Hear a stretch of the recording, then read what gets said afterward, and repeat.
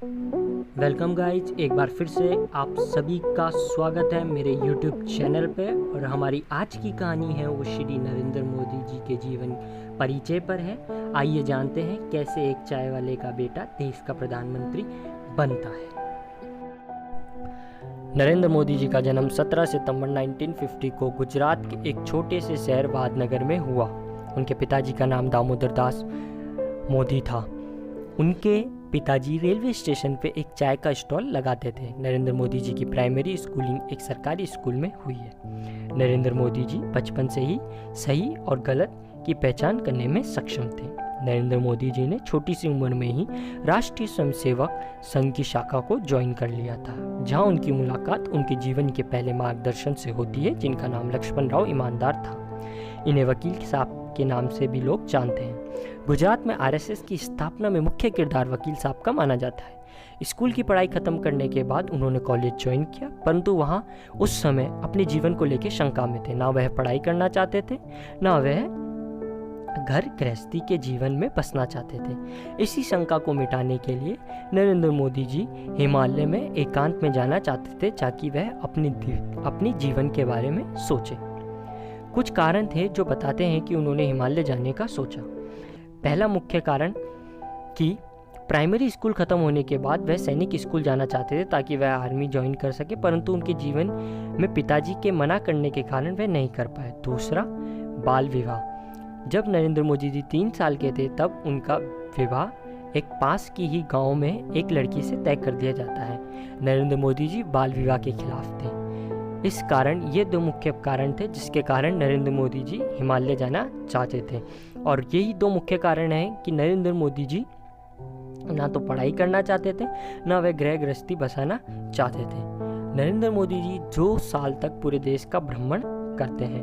वह देश के अलग अलग कोने में जाते हैं और अलग अलग संस्कृति के लोगों को देखते हैं। नरेंद्र मोदी जी शुरुआती जीवन विवेकानंद जी से काफ़ी प्रभावित रहा है।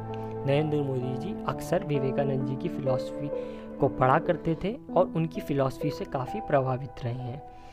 जब करीब 2 साल बाद नरेंद्र मोदी जी ने अपना भ्रमण समाप्त किया, तब वह अपने जीवन के उद्देश्य को लेकर क्लियर थे। ना वह पढ़ाई करना चाहते थे, ना वह गृहस्थी चलाना चाहते थे। वह सिर्फ देश की सेवा करना चाहते थे। कुछ समय बाद उनकी मुलाकात वकील साहब से होती है, जो उस समय पूरे गुजरात के आरएसएस के प्रांत प्रचारक थे। वह नरेंद्र मोदी जी को आरएसएस के हेडक्वार्टर में काम करने का मौका देते हैं। संस्था में पूरी तरह से जुड़ने के बाद मोदी जी ने 18 महीने तक आरएसएस हेडक्वार्टर में मेहनत की, जहां वह हेडक्वार्टर के रूटीन काम की देखभाल करते थे। उनके काम को देखते हुए वकील साहब ने उन्हें आरएसएस के प्रचारक की ऑफिशियल पोस्ट दे दी। उसके बाद मोदी जी रुके नहीं और फिर उन्होंने आरएसएस के सभी लोगों को खुश कर दिया। आरएसएस में मोदी जी ने अपना आप को स्ट्रांगली इस्टेब्लिश किया। जब इंदिरा जी ने इमरजेंसी लगाई और देश की ज़्यादातर सामाजिक संस्था को बैन कर दिया, उसमें आरएसएस भी शामिल थी। उस समय मोदी जी ने कई रूप बदल के शाखा के एजेंडे को आगे बढ़ाया, जो इमरजेंसी को ख़त्म करना था।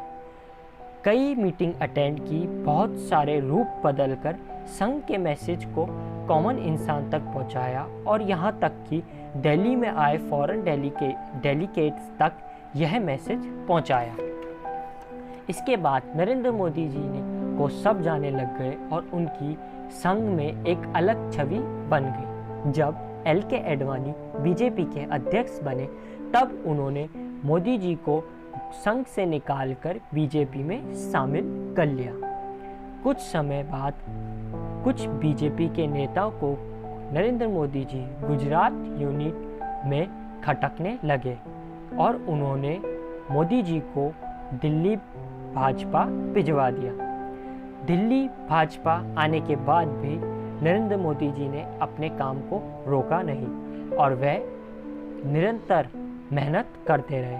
उन्होंने दिल्ली में आके बड़े बड़े नेता एल.के. आडवाणी, प्रमोद महाजन और अटल बिहारी वाजपेयी जैसे महान लोगों के साथ काम किया और उनको अपना चहेता बना लिया। जिन 6 साल मोदी जी दिल्ली में थे, उस साल गुजरात की राजनीति में बीजेपी के लिए कमजोर पड़ रही थी और केशुभाई पटेल की अध्यक्षता में बीजेपी अगले चुनाव लड़ने की स्थिति में नहीं लग रही थी। तो उस समय बीजेपी के टॉप लीडर ने मोदी को दिल्ली से गुजरात भेजा ताकि वह गुजरात में बीजेपी की कमान संभाले, जिसके बाद उन्होंने केशुभाई पटेल की जगह गुजरात के सीएम बना दिया गया।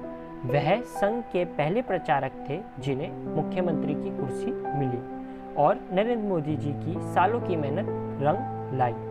क्या कोई सोच सकता है कि एक चाय वाले का बेटा उसी के राज्य का एक मुख्यमंत्री बने? कुछ समय सीएम बनने के बाद कुछ ऐसी घटना हुई जो मोदी जी के पूरे राजनीतिक करियर को खत्म करने का दम रखती थी। नरेंद्र मोदी जी के सीएम बनने के 4 महीने बाद यानी 27 फरवरी 2002 को गोधरा कांड होता है, जिसके बाद गुजरात में हिंदू मुस्लिम दंगे भड़क जाते हैं। इस दंगे में कुछ लोगों का यह कहना था कि नरेंद्र मोदी जी दंगे रोकने के लिए जो कड़े कदम उठाने चाहिए वह उन्होंने नहीं उठाए। इसके बाद कई सालों तक नरेंद्र मोदी जी पे इन्वेस्टिगेशन चलती रही, लेकिन कुछ सालों के बाद सुप्रीम कोर्ट ने नरेंद्र मोदी जी को क्लीन चिट दे दी। मैं आपको बता दूं कि नरेंद्र मोदी जी गुजरात राज्य के 4 बार मुख्यमंत्री रह चुके हैं। 2014 में नरेंद्र मोदी जी देश के प्रधानमंत्री बनते हैं। प्रधानमंत्री बनने के बाद नरेंद्र मोदी जी ने कई बड़े बड़े कार्य करे। की सफलता ने आतंकवादियों को परेशान करके रखा है। लाल चौक में पोस्टर्स लगाए, दीवारों पे लिखा है, जिसने अपनी मां का दूध पिया हो वो श्रीनगर के लाल चौक में आए, आकर के भारत का तिरंगा झंडा फहराएं, और अगर वो जिंदा वापस जाएगा तो आतंकवादी उसे इनाम देंगे। आतंकवादी काम खोल करके समझे। 26 जनवरी को परसों, अब चंद घंटे बाकी हैं, लाल चौक में फैसला हो जाएगा किसने अपनी मां का दूध पिया। वीडियो पसंद आई और अगर आपको नरेंद्र मोदी जी की बायोग्राफी पसंद आई तो मेरे चैनल को लाइक कीजिए, सब्सक्राइब कीजिए।